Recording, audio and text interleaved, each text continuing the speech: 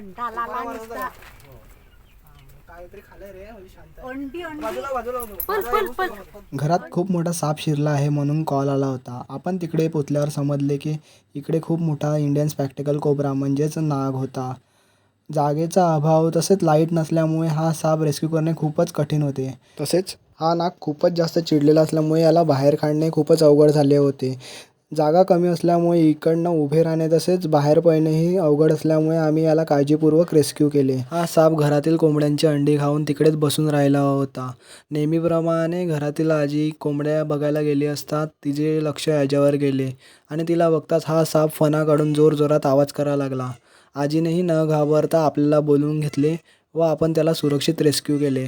जवळपास 5 ते 5.5 फुटाचा हा नाग होता. त्याला आता आपण सुरक्षितरित्या निसर्गाच्या सानिध्यात सोडून देत आहोत.